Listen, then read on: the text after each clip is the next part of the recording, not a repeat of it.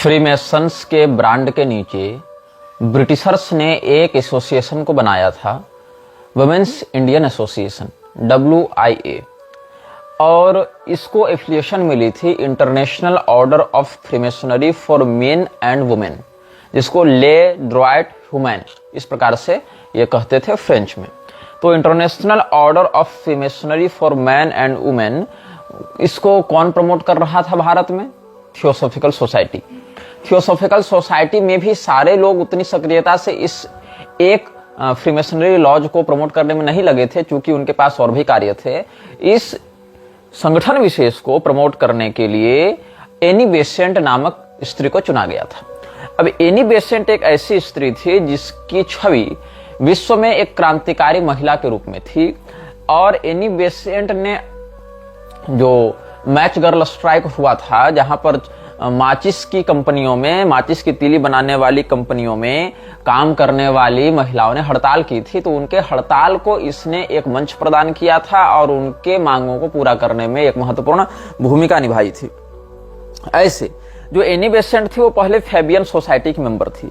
अब Fabian society क्या है? फैबियन सोसाइटी एक समाजवादी संगठन था जो रशियन विचारधारा या सोशलिज्म को बढ़ावा देने के लिए, रशियन विचारधारा में भी लेनिन इत्यादि या स्टालिन और लेनिन इत्यादि के कार्यकाल में तो भेद है, लेकिन जो उनकी जो पहले की भी जो व्यवस्था रही समाजवाद के दृष्टिकोण से या कम्युनिस्ट विचारधारा की ओर से, हालांकि कम्युनिस्ट शब्द भी हिंदी में हम लोग समाजवाद कह देते हैं, लेकिन उससे अधिक असामाजिक तो हमको कुछ लगता नहीं।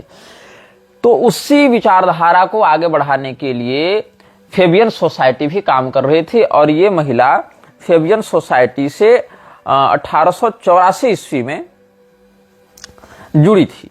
तो जो एनी बेसेंट है वो 1884 ईस्वी में फैबियन सोसाइटी से जुड़ी, 1888 में मैच गर्ल्स स्ट्राइक से जुड़ी। ये जो हड़ताल थी उससे इसने स्वयं को जोड़ा, इस आंदोलन की नेत्री बनी और इस आंदोलन को सफल बनाया।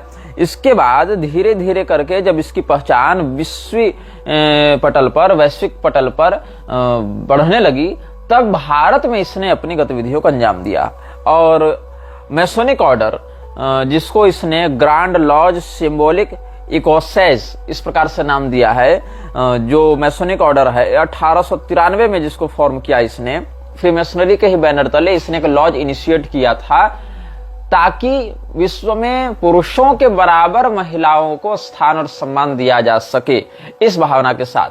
और यहीं से फेमिनिज्म की आधुनिक विचारधारा भी आगे बढ़ने लगी। क्यों?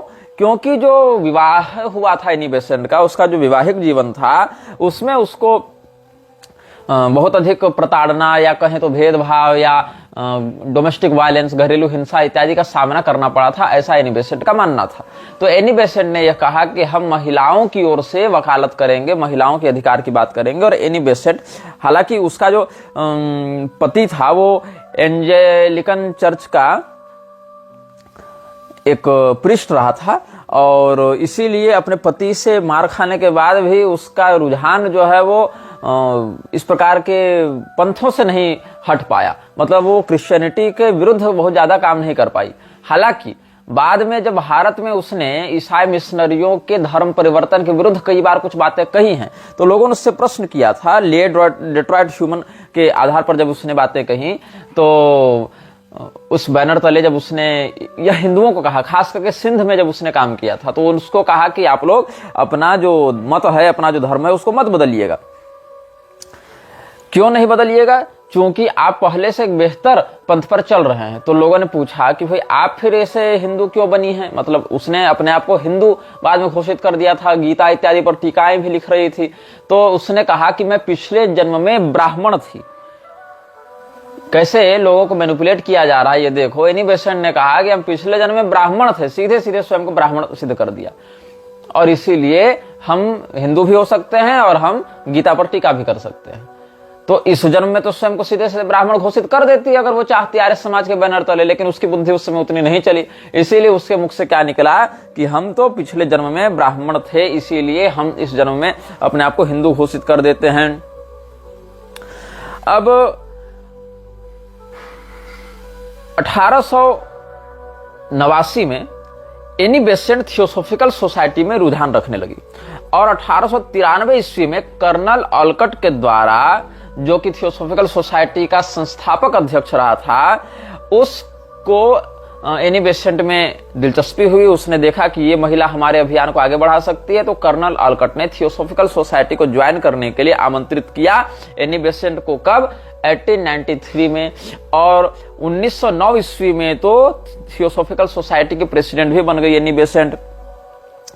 इसके बाद क्या हुआ? 1911 में थियोसॉफिकल सोसाइटी का जो लंदन मुख्यालय था उसकी इसने नींव डाली। इससे पहले तो न्यूयॉर्क इत्यादि से संचालित हो रहा था, न्यूयॉर्क, अद्यार इत्यादि से संचालित हो रहा था, लेकिन लंदन में थियोसॉफिकल सोसाइटी के एक मुख्यालय को इसने स्थापित किया। कैसे? With strong Masonic undertones, Freemasons के पूरे प्रभाव में, पूरे आधिपत्य में इसने थियोसॉफिकल सोसाइटी को रखा था। और थियोसॉफिकल सोसाइटी का जो इनिशियल फाउंडर रहा, ऑलकट या मैडम एचपीबी, ये लोग भी फ्रीमेसन से बहुत अंदर से जुड़े हुए थे। तो कुल मिलाकर बाहर से जो संस्था ईसाई मिशनरियों के खिलाफ काम कर रही हूं ऐसा बताती थी, वह संस्था वास्तव में फ्रीमेसन्स के ही द्वारा बनाई गई थी, फ्रीमेसन्स के द्वारा ही चलाई भी जाती थी। और एनी बेसेंट तो घोषित रूप से फेबियन सोसाइटी, थियोसॉफिकल सोसाइटी और फ्रीमेसन्स, इन तीनों की सदस्या भी रही है, बल्कि बड़े पदों पर रही है। तो और कोल्हापुर इत्यादि क्षेत्रों में या पुष्कर इत्यादि क्षेत्रों में तो आर्य समाज, थियोसॉफिकल सोसाइटी, ये सब का तो क्रिश्चियन मिशनरीज के साथ गठबंधन भी रहा है। तो फ्रीमेसन का जो पेरिस अनुभाग था, उस पेरिस में 27 जुलाई 1902 को एनी बेसेंट को फ्रीमेसनरीज ने ऑफिशियली इनिशिएट किया, उसको दीक्षा दी और एक प्रोविजनल लॉज उसने बनाया था। कहां बनाया था? प्रोविजनल लॉज लंदन के लिए उसने एक प्रोविजनल लॉज बनाने की अपील की थी सुप्रीम काउंसिल इन पेरिस, जो फ्रीमेसन्स की सुप्रीम काउंसिल पेरिस में थी। वहां पर A Besant was initiated in Freemasonry, ये मैं आपको बता रहा हूं, जो लंदन की इनकी वेबसाइट है freemasonry for main and women, ये जो संगठन है international society for freemasonry for main and women, वहीं से आधिकारिक रूप से बता रहा हूं कि ये क्या कहते हैं। A Besant was initiated in Freemasonry in Paris on 27th July 1902, and on her return to England with her friends, they held a provisional lodge at which it was decided to petition the Supreme Council in Paris to found a lodge in London. On 22nd September 1902, a delegation arrived from Paris led by the Grand Master, Senior Mary George Martin, the wife of George Martin himself, to inaugurate the Human Duty Lodge number 6 and install Annie Besant as right worshipful master.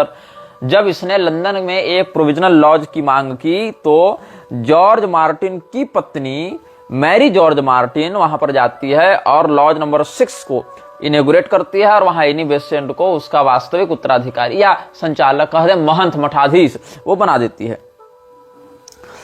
अब 1905 ईस्वी में Freemasons ने Annie Besant को अपनी 33वीं degree में initiate किया, जो कि हाईएस्ट डिग्री ऑफ फ्रीमेसन्स होती है। और ले ड्रॉयट ह्यूमन, ये जो हमने आपको बताया international society for freemasonry for main and women, उसको यूनाइटेड किंगडम में इम्प्लांट किया गया। और जो सुप्रीम काउंसिल काम कर रही थी फ्रीमेसनरी की, कहां? पेरिस में, उसके द्वारा इसको मान्यता भी दी गई थी। अब एनी बेसेंट और जी मार्टिन दोनों की अच्छी आपस में बनती थी, तभी एनी बेसेंट की मांग को जॉर्ज मार्टिन ने अपनी पत्नी के माध्यम से पूरा करवाया था। लेकिन इनमें क्या हुआ? विचारों का संघर्ष धार्मिक रूप से बढ़ता रहा। एक मानता था कि ईश्वर है, एक कहता था कि नहीं है, एक एथिस्ट है, रेशनलिस्ट है, दूसरा स्पिरिचुअलिस्ट है, थियोसॉफिस्ट है। जॉर्ज मार्टिन फ्रीमेसनरी का नास्तिक सदस्य था और एनी बेसेंट फ्रीमेसनरी की आस्तिक सदस्य थी। इसीलिए इसने क्या किया, जब पेरिस की लॉज को, जो फ्रांसीसी रिचुअल्स थे फ्रीमेसन्स को, उसने इंप्लीमेंट करने का प्रयास लंदन में किया, तो ब्रिटिश और फ्रेंच रिचुअल्स में कुछ अंतर होने के कारण ब्रिटिशर्स के मध्य इसको उस लॉज के इनिशिएशन में उतनी सफलता नहीं मिली। तभी आ गई वाराणसी, और वाराणसी में 1907 ईस्वी में इसने फ्रीमेसनरी की एक ब्रांच को फिर से इनिशिएट किया, उसका नाम रखा धर्म लॉज। किसने? एनी बेसेंट ने फ्रीमेसनरी की एक लॉज की स्थापना की जिसका नाम रखा धर्म लॉज। और ये कहते हैं, in France At the present day, the tendency in our fraternity is to dispense with the religious element, and the large majority of French brethren, including those of our own order, prefer a somewhat materialistic attitude. Our Supreme Council, however, in granting an English constitution, recognized that different methods are required in different countries, and have consequently sanctioned our upholding for ourselves a belief in a creative principle under the title of Great Architect of the Universe. Julian Rees ने esoteric freemasonry जो पुस्तक लिखी है Julian Rees ने, वहां पर आप इन बातों को पढ़ सकते हैं। मैंने आपको पुस्तक का रेफरेंस दे दिया है। अब एनी बेसेंट की निकटता किस व्यक्ति से थी? हैदराबाद के निजाम से थी। और हैदराबाद के निजाम की निकटता किससे थी? लेखराज कृपलानी से। अब ये लेखराज कृपलानी कौन है? वही व्यक्ति है जिसने ब्रह्मा कुमारी की स्थापना की है। अब लेखराज कृपलानी कब पैदा हुआ था इसके विषय में ठोस रूप से कुछ नहीं बताया जाता है, लेकिन जो 1917 में इंडियन नेशनल कांग्रेस का कलकत्ता में सम्मेलन हुआ था, जिसमें एनी बेसेंट जो अध्यक्षीय पद को उत्तरदायित्व से निभा रही थी और होम रूल लीग की भी ये तैयार कर रही थी भूमिका, उस समय लेखराज कृपलानी से इसका संघर्ष हुआ था। और लेखराज कृपलानी के विषय में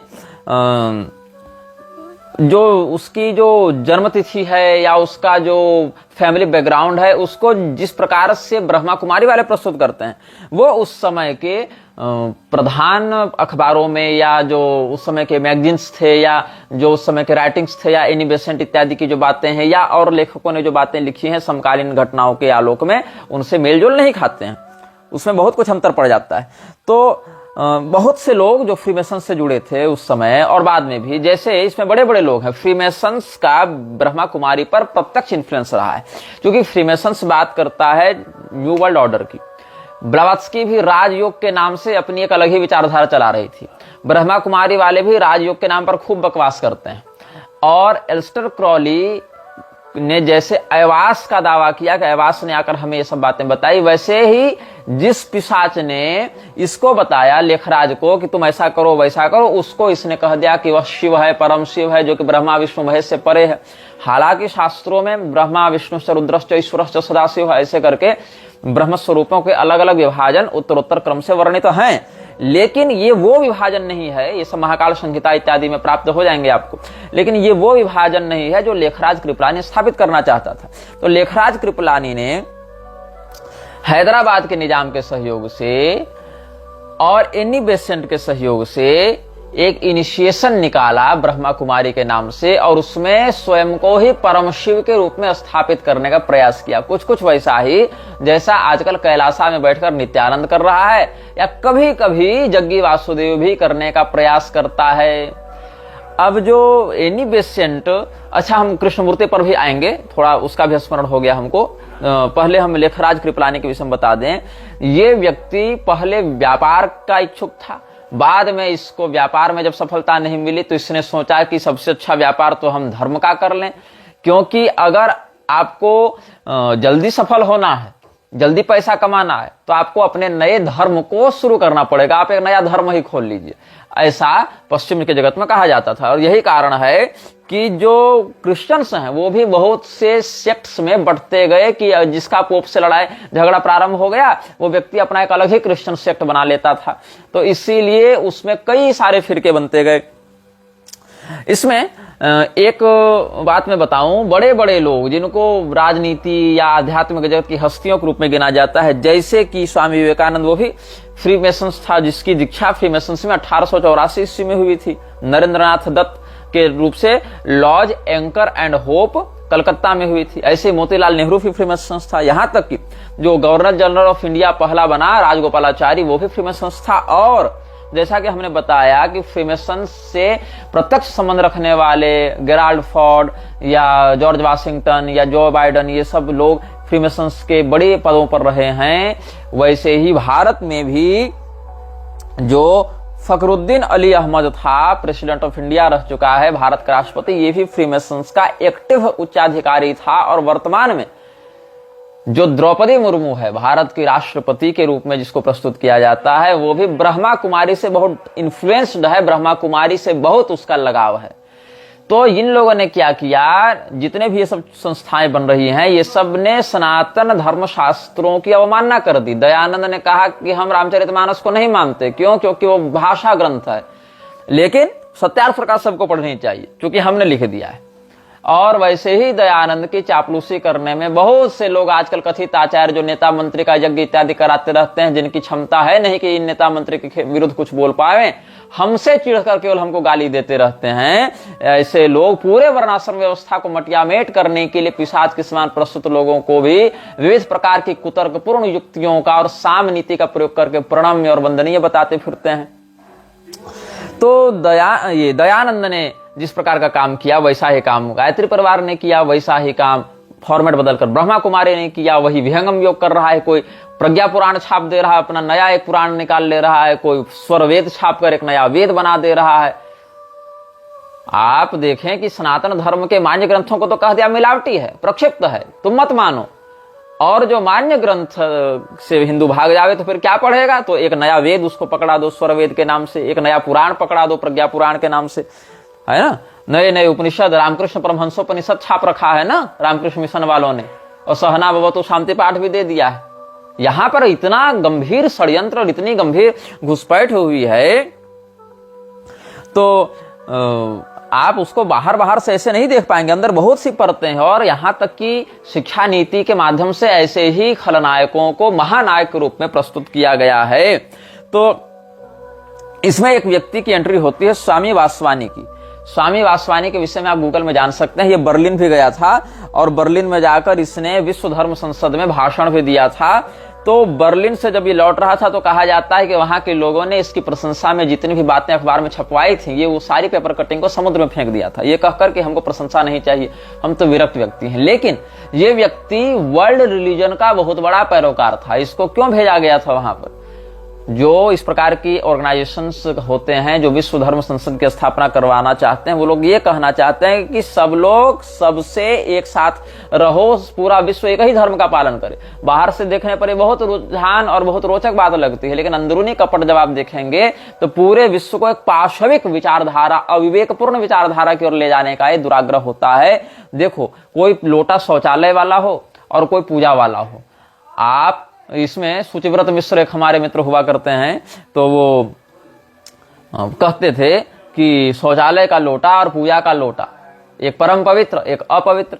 अब तुम पूजा के लोटा को रखो शौचालय के लोटा के पास, तो भी अपवित्र तो पूजा का लोटा ही होगा, वो तो पहले से अपवित्र, उसमें क्या अंतर पड़ेगा? शौचालय वाले में गड़बड़ कौन झेलेगा? पूजा वाला लोटा। या फिर शौचालय वाले लोटे को पूजा के लोटे के पास रखो, मतलब कि दोनों लोटों को, पूजा वाले को शौचालय वाले से सटा दो या शौचालय वाले को पूजा वाले से सटा दो। गड़बड़ पूजे वाले में होगी ना, शौचालय वाले में क्या फर्क पड़ने वाला है? वैसे ही सनातन धर्म को दूसरे के साथ जोड़ दो या दूसरे को इधर जोड़ दो, गड़बड़ सनातन धर्म को ही होनी है, इसी में विकृति आएगी। उसको क्या होना है, वो तो पहले से मिलक्षा है। तो विश्व धर्म संसद के बहाने कभी विवेकानंद को शिकागो ले जाकर, कभी वासवानी को बर्लिन ले जाकर, अलग अलग समय पर ये लोग सनातन धर्म के मूल सिद्धांतों के विरुद्ध जाकर सर्वधर्म संभाव वाला जो अफीम है वो चटाने के चक्कर में इन लोगों को प्रमोट करते रहे। एनी बेसेंट की हम बात कर रहे थे ना, तो the convert Paramananda mother asked her an obviously inspired question. Paramananda की एक माँ यहाँ वर्णित है, जहां पर सिंधियों को विषय बनने से रोक रही है एनी बेसेंट। तो Diwan Dayaram delivered 15 scholarly lectures on the inadequacy of Christianity, and Dr. Inni Besant appealed to the Sindhis not to change faith. The convert Paramanand's mother asked her an obviously inspired question. You advise the Hindus not to be Christian. How is it that you have renounced Christianity and become a Hindu? तो Annie Besant कहती, I have done so because in my previous birth I was Brahmin. After that nobody heard of any conversations.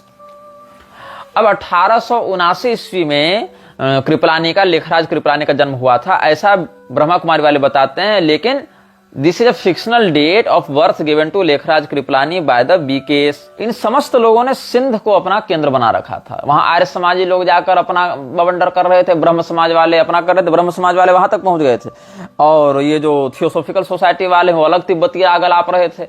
तो सिंध के क्षेत्र को इन लोगों ने इतना अधिक प्रभावित किया कि वहां पर जो मूल सनातन धर्म की व्यवस्था थी वो धीरे धीरे क्षीण होने लगी, समाप्त होने लगी। अच्छा, ये जो लेखराज कृपलानी है, इसने परम शिव स्वयं को घोषित कर दिया, इसने मूर्ति पूजा का भी निषेध कर दिया।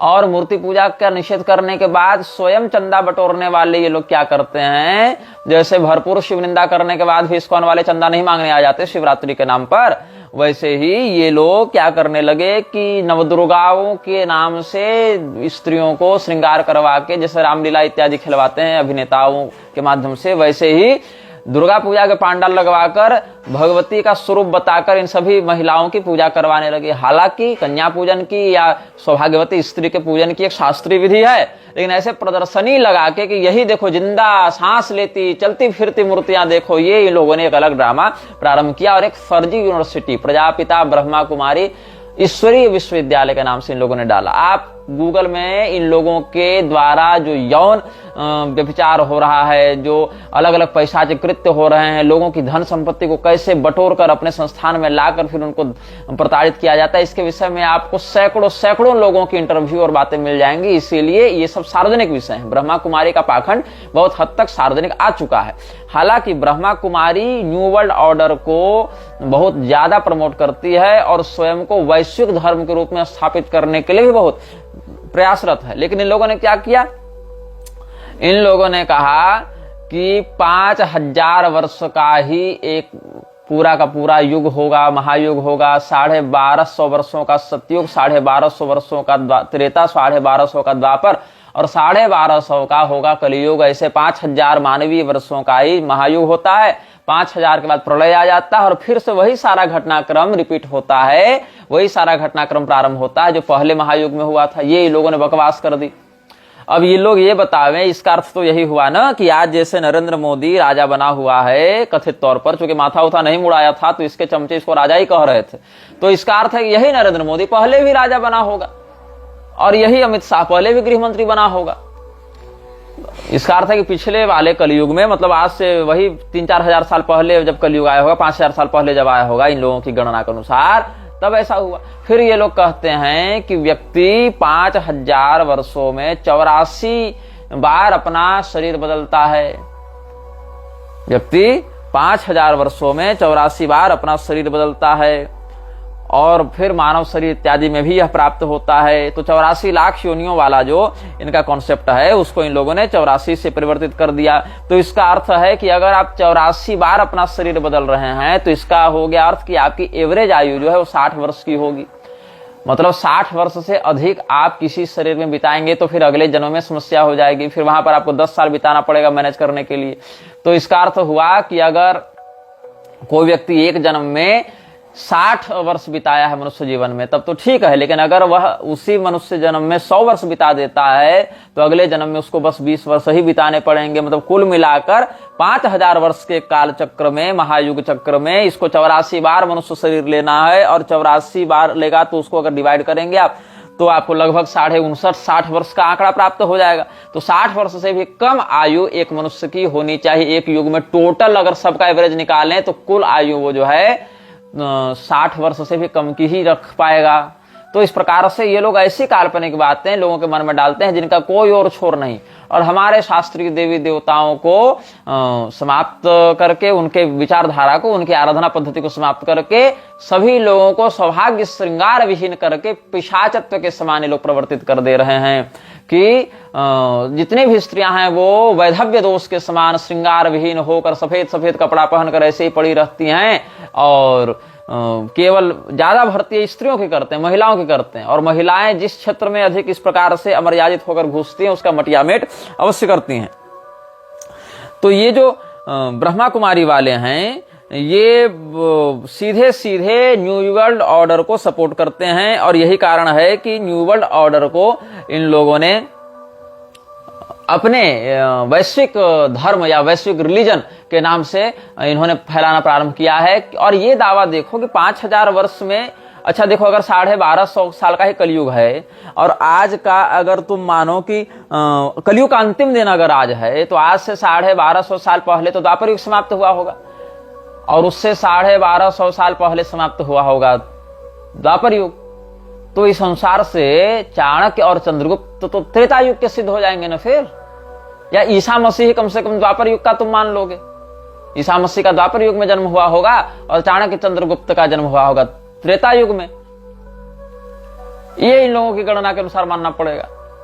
और फिर हर 5000 साल में जो घटनाएं रिपीट होती हैं, तो इसका अर्थ है कि ये लोगों के अनुसार उससे पहले फिर जो 5000 साल पहले ईसा मसीह फिर आया होगा, और उससे ठीक 5000 साल पहले फिर ईसा मसीह आया होगा, उससे ठीक 5000 साल पहले फिर ईसा मसीह आया होगा।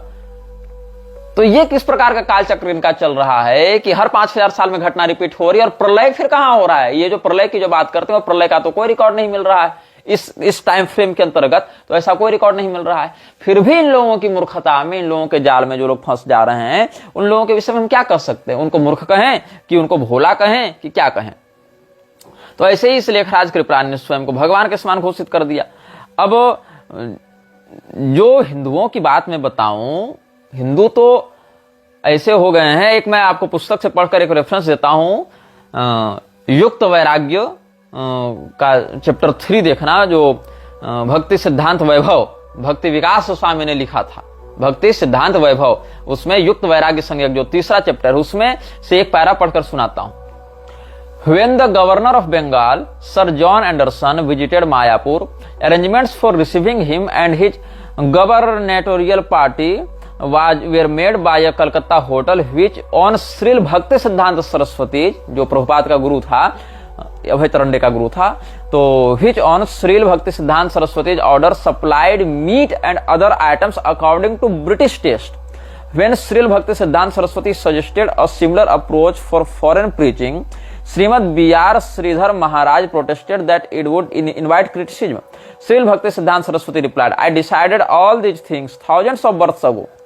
We have to do anything and everything for serving Mahaprabhu. On other occasion, he has cigarettes provided for a visiting German scholar.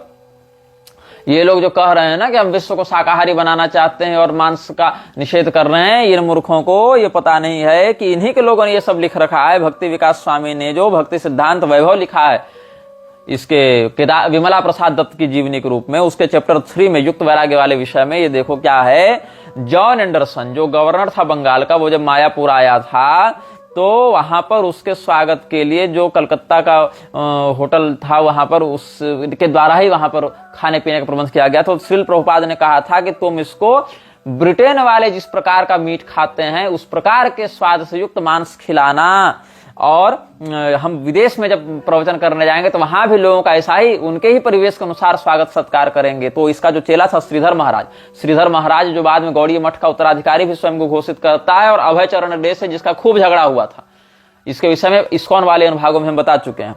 तो जो श्रीधर महाराज था उसने कहा कि इससे तो हमारी बड़ी आलोचना होगी। तो इसने क्या कहा, भक्ति सिद्धांत सरस्वती ने, जो प्रभुपाद का गुरु था विमला प्रसाद दत्त, उसने कहा कि हमने हजारों जन्मों पहले इस बात को निर्णय कर लिया था कि चाहे हमको जो करना पड़े हम हर काम करेंगे और हर कुछ करेंगे, केवल महाप्रभु की सेवा होनी चाहिए।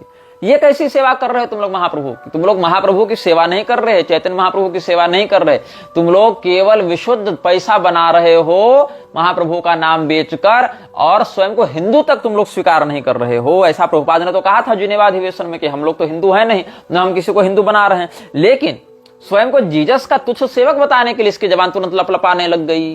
पैगंबर को वैष्णव बताने के समय इनकी इसकी जबान तुरंत लपलपाने लग गई। अब बलिमर्दन को अभय चरण डे ने 31 दिसंबर 1972 ईस्वी को बॉम्बे से एक चिट्ठी लिखी थी। उसमें यह कह रहा है, so far the Macmillan business, as soon as you have got any information you may send me. Yes, if it is enhancing our distribution of books to wear warm clothes like coat pants in winter, I have no objection, you may wear them। ठीक, लेकिन आगे ध्यान दीजिएगा, of course we may take money for Krishna using any method of beg, borrow and steal, but more advanced understanding of Krishna consciousness process is that by telling the truth in a very palatable way, that is most successful system। Bangladesh के कुछ refugees के विषय में बात हो रही थी, 71-72 के युद्ध में बहुत कुछ जो झगड़ा चल रहा था उसके विषय में, तो उनको ये सब भोजन भंडारा करवा रहे थे मायापुर में, और इस्कॉन वाले वहां भी करवा रहे थे ढाका में। बाद में मुसलमानों ने इनको खूब मारा पीटा भी। तो ये लोग कहे कि हिंदुओं की रक्षा होनी चाहिए, हिंदू की रक्षा तो होनी चाहिए, लेकिन तुम कब से हिंदू हो गए? तुम्हारे प्रभुपाद ने स्वयं को डिनाउंस किया है कि हम हिंदू नहीं हैं, तो मुझे ये बात समझ में नहीं आती कि ये लोग कहते हैं कि हम लोग को भीख मांगना पड़े, चाहे उधार लेना पड़े, चाहे चुराना पड़े पैसा, लेकिन हम लोग विश्व में कृष्ण भावना का प्रचार करेंगे। और प्रचार करने के बाद केवल प्रचार तक नहीं, इसने प्रभुपाद ने वृंदावन में यह घोषणा भी की थी कि जो इस कृष्ण कॉन्शियसनेस से नहीं जुड़ेगा, हमारी परिभाषा के अनुसार नहीं जुड़ेगा, क्योंकि मीराबाई भी कृष्ण भावना भावित थी, लेकिन ये लोग तो नहीं मानते ना वैसा। तो हमारे परिभाषा, हमारे फ्रेम के अंतर्गत जो फिट नहीं होगा, वो अन्य देवताओं को उपासक होगा, तो हम लोग उसका उसी तरीके से गला काटेंगे जैसे कुरान और तलवार की तर्ज पर इस्लाम ने किया। ये उसने आधिकारिक रूप से कहा है, ये रिकॉर्डेड डॉक्यूमेंट इस्कॉन वाले ही प्रचारित कर रहे हैं। और अगर किसी को ये सब बात से आपत्ति हो तो इस्कॉन वालों का जाकर गला पकड़ो, हमसे हमारा गला क्यों पकड़ रहे हो? हमारा गला और पैर दोनों तुम्हारे योग्य नहीं है ना, तुम तो हमारा पैर पकड़ने भी योग्य नहीं हो, गला पकड़ना तो बहुत दूर की बात है। तुमको तो इस्कॉन वालों से ही सवाल करना चाहिए कि ऐसी बातें क्यों लिखे हो, और अगर प्रभुपाद ने ऐसी बातें कही हैं तो फिर गलत कही है, और अगर प्रभुपाद ने नहीं कही, तुमने गलत छापा है, तब तुम पर केस होना चाहिए। लेकिन ये लोग आपस में ये सब नहीं कहेंगे, वकील बने बने पहुंच जाएंगे। तो कैसे अंग्रेजों को मीट खिला के, सिगरेट पिला के, जर्मन स्कॉलर्स को कैसे उन लोगों को इस प्रकार से अपने क्लच में लेकर, और फोर्ड के पैसे से, फ्रीमेसन्स के पैसे से, या ईसाई मिशनरी जो चार्ल्स डेल के प्रभाव में था, केदारनाथ दत्त, भक्ति सिद्धांत का बाप, ये सभी लोगों के द्वारा भगवान चैतन्य महाप्रभु के कीर्तनों को हाईजैक करते हुए इन लोगों ने सीधे सीधे अपने आवरण में निगलना प्रारंभ किया। अघासुर बन गए ये लोग, जना अघासुरायन्ते, 60 दुष्कर्म कारण, यही सठता करने वाले ये सब अघासुर बन गए। अब हिंदू इतनी गफलत में है कि आज देखो, मैं तुमको एक बहुत बात महत्वपूर्ण बताने वाला हूं। पालघर कांड सबको याद है। पालघर कांड में सुशील गिरी और कल्पवृक्ष गिरी प्लस उनके एक ड्राइवर की पीटकर हत्या कर दी गई थी, एक ड्राइवर दो साधु। तो कल्पवृक्ष गिरी और सुशील गिरी, कल्पवृक्ष गिरी बूढ़े थे, सुशील गिरी जवान थे, उनकी पीटकर हत्या कर दी गई थी। उस समय अखाड़ा परिषद ने कहा था कि हम आंदोलन करेंगे, 4 बरस में कहां आंदोलन हुआ पता नहीं चला। हालांकि अब मैं आपको यह बता रहा हूं कि सुशील गिरी, जिसका फोटो पूरा चलाकर पूरा मीडिया तांडव कर रहा था, और आज भी पालघर वाली बरसी पर लोग फोटो लगाकर उसके लिए रो रहे हैं, वो तो जिंदा है। सुशील गिरी मरा नहीं है, सुशील गिरी जिंदा है, जिसके विषय में पालघर वाले कांड में बहुत हल्ला हुआ था। कल्पवृक्ष गिरी मरे थे, उनका ड्राइवर मरा था, लेकिन जिस सुशील गिरी का फोटो पूरे मीडिया में चला था और आज भी जिसको प्रचारित किया जाता है, वो जिंदा है। अब बताओ प्रूफ क्या है मेरे पास? तो जब हम केदारनाथ में कर रहे थे देवी भागवत की कथा, तो मेरे कार्यक्रम का आयोजक था सुशील गिरी। हमको बाद में पता चला, जब मतलब आयोजक मंडल एक कमेटी करा रही थी ना, तो कमेटी में तो बहुत से लोग होते हैं, उसमें कोई वो पद रखा हुआ था। तो वो जब फोटो दिखा हम लोगों को, तब हम लोगों का दिमाग ठनका, ये फोटो देखा देखा लग रहा है। फिर हम लोगों ने इमेज सर्च किया, पता चला ये तो 2 साल पहले मर चुका था पालघर में। फिर हमने उसका फोटो, वीडियो, उसके साथ अपनी वार्तालाप सब कुछ ऋषिकेश में आने के बाद, चूंकि वहां सिग्नल ठीक आता नहीं था केदारनाथ में, तो ऋषिकेश में आने के बाद हमने यूट्यूब पर डाला, हमारे मेन चैनल पर तुम जाकर देख लो। लेकिन क्या हिंदुओं की प्रतिक्रिया हुई? कुछ नहीं। सुशील गिरी के नाम पर आज भी छाती पीटने वाले लोग हैं, लेकिन इतनी बड़ी सच्चाई जो कि तुम्हारी आंखों के सामने वो हिंदू नहीं देख पा रहा, तो पहले की बात क्या देख पाएगा? ऊपर से अभी अवधेशानंद गिरी का जो जूना अखाड़ा के तहत पेशवाई प्रवेश हुआ कुंभ में, महाकुंभ में, वहां अवधेशानंद के पीछे सुशील गिरी ही खड़ा था। लेकिन अवधेशानंद यहां पर यह नहीं कहेगा कि तू तो मर गया था, तू कैसे बच गया? और अगर तू बच गया तो इस बात को बताया जाए जनता को कि सुशील गिरी नहीं मरा है, जिसका फोटो इतना सार्वजनिक वायरल हुआ था। तो ये जो बात है, सुशील गिरी के नाम पर कौन मर गया, किसकी हत्या हो गई, ये तो अलग विषय है जांच का। लेकिन वो जो सुशील गिरी का फोटो चला रहा था वायरल, और जिसके नाम पर इतना हंगामा हो, वो तो मरा ही नहीं, वो तो जिंदा है। तो ये बताओ कि इतनी बड़ी सच्चाई जो सनातन धर्म के एक अखाड़ा से जुड़ी हुई बात है कि हिंदुओं के साधुओं पर आक्रमण हो रहा है, उस पर तो हिंदुओं का ध्यान नहीं है। तो पिछली पीढ़ी के इन रहस्यों को तुम लोग कैसे जान पाओगे? जब आंखों के सामने हम बता रहे हैं, अरे भैया ये आदमी मेरे सामने बैठकर बात कर रहा है, देखो मेरे पास इसका वीडियो है, ये आदमी नहीं मरा है, तब हिंदू को मतलब नहीं है, तब भी हिंदू मेरी बात को सुन समझ नहीं पा रहे हैं, तब आगे क्या कहें? अच्छा, ये लोग जो कर्मणा व्यवस्था की बात करते हैं कि हम कर्मणा वर्ण व्यवस्था बनाएंगे, कर्मणा बनाएंगे, तो ये बताओ, जहां जहां पर आर्य समाज, इस्कॉन या गायत्री परिवार इत्यादि के द्वारा कोई ऐसा काम किया जाता है जिससे इनकी प्रशंसा होने की चांसेज हो या इनको ग्लोरिफिकेशन मिले, वहां पर तो ये लोग कहते हैं कि आर्य समाज ने ऐसा किया, इस्कॉन ने ऐसा किया, गायत्री परिवार ने ऐसा किया। वहां आर्य समाज वाले स्वयं को हिंदू नहीं बताते, आर्य बताते हैं। साथ ही इस्कॉन वाले स्वयं को हिंदू नहीं बताते, हम इस्कॉन वाले हैं, प्रभुपाद के चेले हैं, दयानंद के चेले हैं, ऐसा बताते हैं। लेकिन जहां पर इन लोगों को मारा जाता है, मुसलमान तो तुमको हिंदू ही देख रहा है, जहां पर तुमको मारा जाता है, जहां पर तुमको काटा जाता है, वहां तुम तुरंत कह देते हो कि हिंदू पर अत्याचार हो रहा है, वहां तुम कह देते हो कि हिंदुओं के जान पर बनाई है, हिंदू की रक्षा होनी चाहिए। तब तुम कैसे हिंदू बन जाते हो? हमारे देवी देवताओं को गाली देने के समय, हमारे शास्त्रों को अप्रामाणिक कहने के समय तुम आर्य समाजी रहते हो, इस्कॉनीय रहते हो। कहीं कोई ग्लोरिफिकेशन करना हो, कहीं कोई क्रेडिट लेना हो, कोई श्रेय लेना हो, अपने आप को महान दिखाना हो, वहां पर तो तुम आर्य समाजी हो जाते हो, वहां पर तो तुम इस्कॉनीय हो जाते हो। लेकिन जहां पर मुसलमान तुमको मारने आते हैं, ईसाई तुमको मारने आते हैं, वहां पर तो तुम कहते हो कि हम हिंदू हैं। तो मैं ये समझ नहीं पा रहा हूं कि इस्कॉन के लोगों पर जो हमले हो रहे हैं बांग्लादेश में, चाहे अन्य स्थानों पर, ये लोग क्यों नहीं कहते कि इस्कॉन की रक्षा होनी चाहिए? इस्कॉन जो है वो क्या है? एक एनजीओ है, एनजीओ के कर्मचारियों पर हमला हो रहा है, वहां ये लोग क्यों नहीं कहते ऐसा? वहां तो ये लोग कहते हैं कि हम लोग हिंदू हैं, जबकि प्रभुपाद ने कई बार खुलेआम ऐसा कहा और लिखा है कि हम लोग हिंदू नहीं हैं, we are not Hindus, we are not making people Hindus, ऐसा कहा।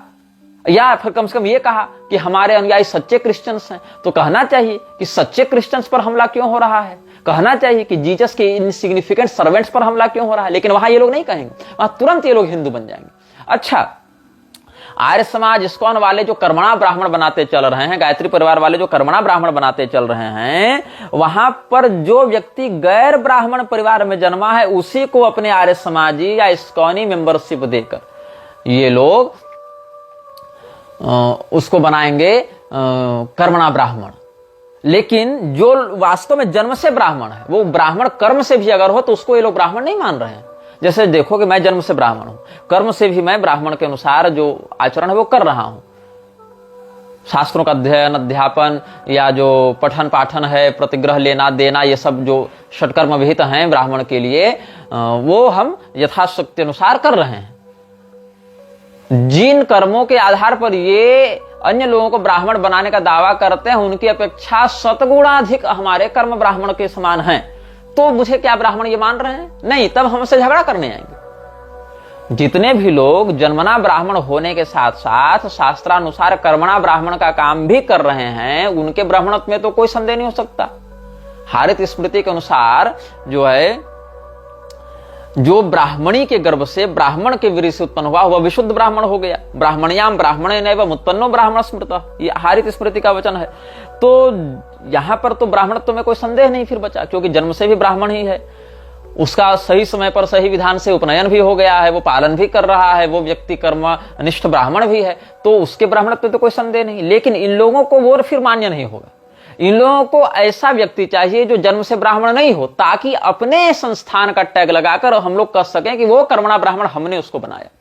लेकिन ये कर्मणा ब्राह्मण कभी भी तब दिखते नहीं हैं जब ब्राह्मणवाद के विरुद्ध नारे लगाए जाते हैं, जब ब्राह्मणों को किया जाता है, डेमोनिफाई किया जाता है कि ब्राह्मणों ने अत्याचार किया, शोषण किया, तब ये लोग बन जाते हैं कि हम दलित हैं, हम शूद्र हैं, हम पर अत्याचार हुआ। जैसे मान लो किसी शूद्र वर्ण के व्यक्ति को आर्य समाज ने ब्राह्मण बना दिया, कथित रूप से, मतलब कि अपना टैग लगा दिया कि तुम ब्राह्मण हो गए, और वही आर्य समाजी फिर एक जन्मना ब्राह्मण को, जो कर्म से भी ब्राह्मण का काम कर रहा, उसको गाली देता फिरेगा कि तू तो पोंगा पंडित है, तुम तो पाखंडी हो। लेकिन फिर उसी ब्राह्मण को गाली देने के बाद एक व्यक्ति दूसरे व्यक्ति को ब्राह्मण बनाने के लिए आर्य समाज लगा हुआ है, इस्कॉन वाला लगा हुआ है, गायत्री परिवार वाले लगे हुए हैं। और उसके बाद वो जो कर्मणा ब्राह्मण ये बना रहा है, वो कर्मणा ब्राह्मण तब नहीं दिखेगा जब कोई कहेगा कि हम ब्राह्मणों का विरोध करते हैं तो ब्राह्मणों को मार देना चाहिए। तो ब्राह्मणों की, अच्छा ये बताओ भी, जो ब्राह्मणों की बेटी के 20-20 लाख रुपए रेट लग रहे थे अजमेर में या राजस्थान के अन्य क्षेत्रों में, जहां कुछ लोग गिरफ्तार हुए, कुछ मुसलमान ऐसा रेट लगा रहे थे ना, ब्राह्मण की बेटी 20-20 लाख में बेच रहे थे, कितने कर्मणा ब्राह्मण उनके विरुद्ध खड़े हुए कि नहीं, हम ब्राह्मण हैं, हम लोग ऐसा नहीं होने देंगे। नहीं होंगे, इन लोगों को मतलब नहीं है, ये लोग हैं भी नहीं उस काम के, उस लायक ये लोग हैं भी नहीं। तो ये लोग क्या करते हैं, अगर ये किसी स्थान पर जीतते हैं तो स्वयं को आर्य समाज, इस्कॉन या ऐसा बताते हैं, और अगर हारते हैं तो कहते हैं हम हिंदू हैं, हम पर अत्याचार हो रहा है, हमको ये लोग मार रहे हैं।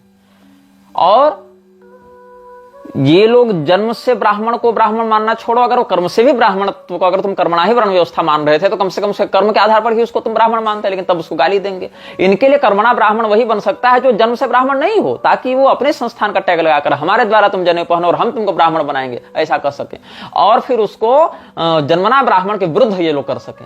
और उस स्थिति में फिर कोल्हापुर के शासक जैसे लोगों के द्वारा ब्राह्मणों पर खूब अत्याचार करवाए जा सके और उसको बदल कर यह दिखा सके कि ब्राह्मणों ने ही शूद्रों पर अत्याचार किया। अब बताओ, ये जितने भी लोग स्वयं को आर्य समाजी बताते हैं या इस्कॉनी बताते हैं या गायत्री परिवार वाले बताते हैं, ये तो मुसलमानों के लिए हिंदू ही हैं। मुसलमान तो ये नहीं देगा अच्छा तुम तो आर्य समाजी हो ना जी, तुमको छोड़ देंगे, अच्छा तुम तो इस्कॉनिया हो जी, तुमको छोड़ देंगे।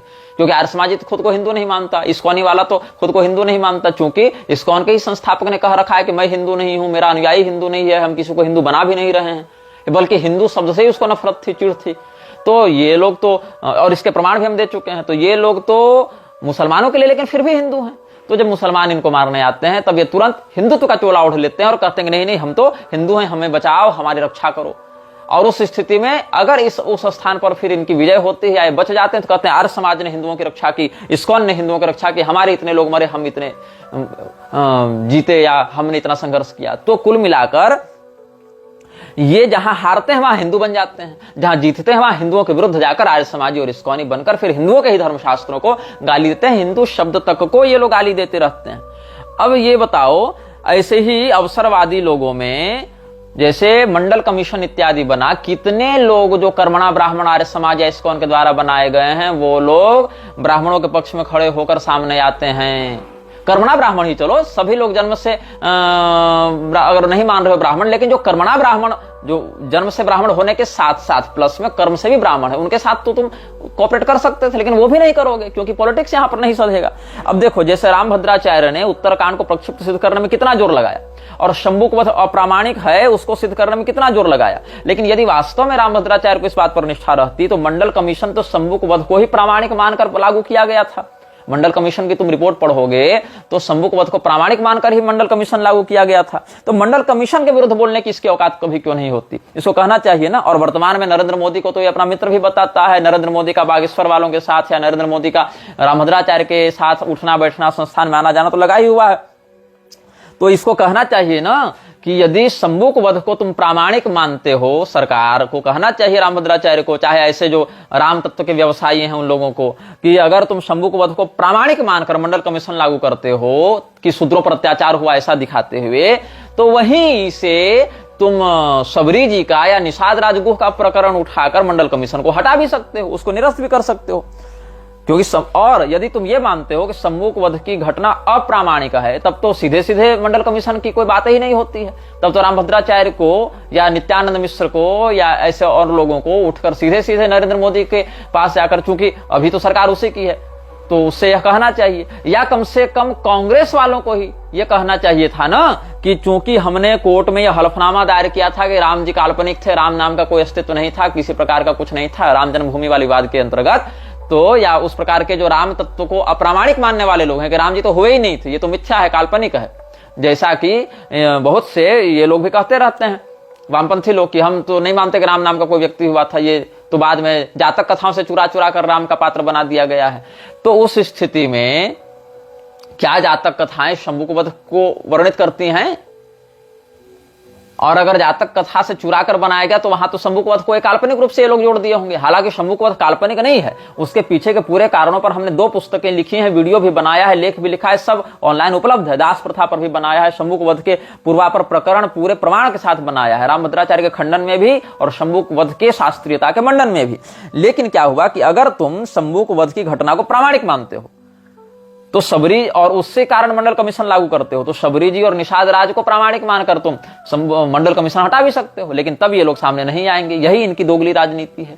अथवा यदि तुम शंभुक वध की घटना को अप्रामाणिक मानते हो तो कम से कम उसी पिटीशन को दायर करके मंडल कमीशन को हटवा सकते हो, लेकिन तुम ये भी नहीं करोगे।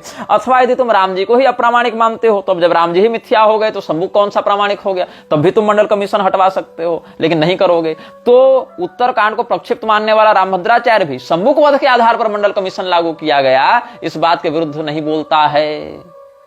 सरकार से टकराने की औकात नहीं है ना इन लोगों की, और ना इन लोगों के जो नेता मंत्री के पुरोहित बने घूमते हैं ना, शिलान्यास करवाने वाले राम जन्मभूमि के और उद्घाटन कराने वाले और प्राण प्रतिष्ठा करवाने वाले, इन लोगों की औकात नहीं है सरकार के विरुद्ध बोलने की, और न सरकार के द्वारा जिनको प्रोत्साहित किया जाता है उन लोगों के विरुद्ध बोलने की।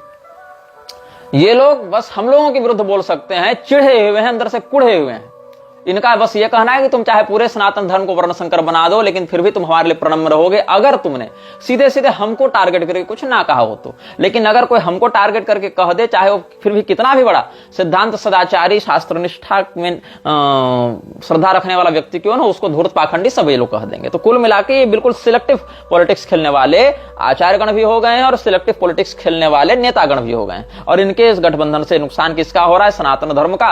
वृद्धि किसकी हो रही है? वृक्षराज के चेलों की। तो ये लोग आपस में केवल मलाई खानी इन लोगों को। शंभुक वध को प्रामाणिक मानने वाला व्यक्ति, सबरी जी का उदाहरण देकर ये मंडल कमीशन नहीं हटवा रहा है। शंभुक वध को अप्रामाणिक वाला व्यक्ति, अप्रामाणिक मानने वाला व्यक्ति शंभुक वध के आधार पर बने मंडल कमीशन के विरुद्ध नहीं बोल रहा है। जो शंभुक को मारे हैं राम जी, वही राम जी को ही सीधे सीधे मिथ्या कहने वाले राजनीतिक दल भी, कांग्रेस या उसके एलाइज भी, या अन्य जो वामपंथी दक्षिण के डीएमके इत्यादि हैं, वो लोग भी मंडल कमीशन के विरुद्ध नहीं बोल रहे हैं। मतलब रिजर्वेशन लेने के समय शंभुक प्रामाणिक हो जाता है, प्रवचन करने के समय अप्रामाणिक हो जाता है ना। तो कुल मिलाकर यही इन लोगों का जो मोनोपोलीगत जो बिजनेस चल रहा है, वो इन सभी कुकर्मों की जड़ बनते जा रहा है। तो आप समझें कि कैसे लोगों को मूर्ख बनाया जा रहा है। अभी 144 साल वाला जो नाटक किया गया, हम संदीप देव और गिरधारी लाल गोयल का ट्विटर थ्रेड किसी ने भेजा था पढ़ने के लिए, तो हमने देखा तो उसमें बहुत कुछ बातें हमको ऐसी मिली। जो अभी तुम लोग उचक रहे हो कि 144 साल बाद महाकुंभ लगा, ये सब केवल विशुद्ध राजनीतिक प्रचार है। तुम देखो, उत्तर प्रदेश सरकार ने guidelines for managing crowd at events of mass gathering 2023 में छापी थी, जो Uttar Pradesh state disaster management authority के द्वारा छापी गई थी। उसके 50वें पृष्ठ में एक सेक्टर है 2013 प्रयागराज फुटब्रिज कोलैप्स। जो प्रयागराज कुंभ मेला लगा था 2013 में, वहां जो फुटब्रिज के टूटने से लोग मरे थे, उसकी पहली पंक्ति में क्या कहता है? The 2013 event was considered a Mahakumbh Mela which comes only once every 144 years. मतलब 2013 में जो प्रयागराज में कुंभ लगा था ना, वो भी 144 साल में एक बार आने वाला महाकुंभ मेला था। बताओ, मतलब 2013 में भी प्रयागराज में ही महाकुंभ लगा था और वो भी 144 साल के बाद ही आया था। ऐसा उत्तर प्रदेश की सरकार की गाइडलाइन में छपा हुआ है, और वही 2 साल पहले ही छापा था। अब 1977 में भी ऐसा ही कहा गया था कि इस वर्ष मुख्य कुंभ पर्व की तिथि में अमृत योग लगा था। पंडितों के अनुसार वही ग्रह स्थिति उसी प्रकार की थी जैसे समुद्र मंथन के समय थी। यह योग 144 वर्षों के अंतराल पर पड़ता है। कब? वर्ष 1977 के कुंभ की विशेषता यह भी मिल रहा है। एक 1954 का इतिहास निकल कर आया, वहां भी कह रहे हैं कि Hindu astrologers had proclaimed today's ceremony as a 12th Kumbh Mela the most important religious bathing festival in 144 years. मतलब 144 साल के बाद आने वाला कुंभ 54 में भी लगा, फिर 77 में भी लगा, फिर 13 में भी लगा, और रिकॉर्ड निकालवाएंगे तो 2001 इत्यादि वाला भी निकल ही जाएगा। तो ये लोग क्या करते हैं, हर बार ये प्रचारित करते हैं कि नहीं 144 साल के बाद कुंभ लगा है और ये वाला वही कुंभ है, ये महाकुंभ है। ये नाटक ये लोग करके कर रहे हैं। और दुर्भाग्य ऐसा होता है कि नेताओं की तो बात छोड़ो, पूरी के शंकराचार्य जैसे जिम्मेदार व्यक्ति भी बिना कोई क्रॉस वेरिफिकेशन के जांच पड़ताली ये सब बयान जारी किए रखते हैं। और जब हम लोग जैसे लोग उनका खंडन करते हैं तो चेले बताते भी नहीं है, कोई सुधार भी नहीं होता है। जो बोल दिया सो बोल दिया, ये दुर्भाग्य का विषय हो जाता है। तो ऐसी भेड़ चाल में जब हिंदू रहेगा, जहां की एक सरकारी प्रचार तंत्र के माध्यम से जब कह दिया जाता है कि 144 साल, तो हाँ 144 साल, जबकि किस ग्रह के किस राशि में आने पर कहां पर कुंभ लगता है उसका कोई अता पता हिंदुओं को नहीं है। बृहस्पति के अतिचारी होने के कारण 144 साल का आंकड़ा ही निरस्त हो जाता है। बीच में जो 1 वर्ष का अंतराल पड़ेगा, गैप पड़ेगा, उसको कम करके 143 पड़ेगा आंकड़ा।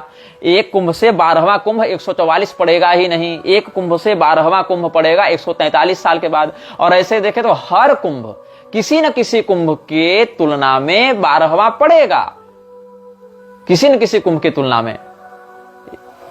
आज एक कुंभ लगा, 12वां कुंभ कोई और पड़ेगा, फिर दूसरे कुंभ के सापेक्ष और कोई 12वां पड़ेगा, तीसरे कुंभ के सापेक्ष फिर कोई उसके अगले वाला 12वां पड़ेगा। तो ये लोग क्या करते हैं, हर बार 144 वाला आंकड़ा घुसा देते हैं ताकि लोगों को अपने ओर आकर्षित किया जा सके, जिसका कोई शास्त्रीय या ज्योतिषीय आधार भी नहीं है। लेकिन हम कहेंगे तो लोग कहेंगे तुम तो सबकी निंदा करते हो, सबकी बुराई करते हो। अरे भाई, बुराई और निंदा नहीं कर रहे हैं, मुर्दों को हिला हिला कर देख रहे हैं कि शायद मुर्दों में कोई जिंदा बचा हो जिसको इतनी अकल बची हो, इतना विवेक बचा हो इस भेड़ चाल में। लेकिन नहीं, हम किसी के द्वेषी नहीं हैं, हम केवल अधर्म के द्वेषी हैं। लेकिन दुर्भाग्य से अधर्म तुम्हारे अंदर दिख रहा है। हाँ, बहुत से मामलों में जहां हमको स्वयं में त्रुटि दिखती है हम सुधार करते हैं, कोई अगर बताता है तो सुधार करते हैं। लेकिन इसका अर्थ थोड़ी है कि तुम्हारी त्रुटि उससे अप्रभावित हो जाएगी, उससे सुधर जाएगी। तो ये सब पर्वों को विकृत करना, तीर्थों को विकृत करना, मेला को झमेला बना देना, और ये सब जितने शास्त्रीय बातें हैं, उन शास्त्रीय बातों को तोड़ मरोड़ कर प्रस्तुत करना, उन तोड़े मरोड़े विकृत सिद्धांतों के आधार पर एनजीओ बना लेना, एनजीओ को संप्रदाय घोषित कर देना, फिर आचार्यों का भी वैसे संप्रदायों के प्रति सौहार्द बुद्धि से युक्त हो जाना, ये सब म्लेच्छराज की ही षड्यंत्र योजना के अंतर्गत चल रहे हैं। और इसीलिए इन लोगों को हमेशा सतर्कता से डील करना चाहिए। जैसे ही ये लोग दिखें, व्यक्ति को सतर्क हो जाना चाहिए, या इनके प्रोत्साहक दिखें, समर्थक दिखें, उनसे भी सतर्क हो जाना चाहिए, ताकि उनकी मानसिक विकृति आपको विकृत न कर सके। यह वीडियो जल्द ही हटा दिया जा सकता है। कृपया थर्ड पार्टी ऐप्स का उपयोग करके डाउनलोड करें। आप इस वीडियो को अपने चैनल पर फिर से अपलोड भी कर सकते हैं।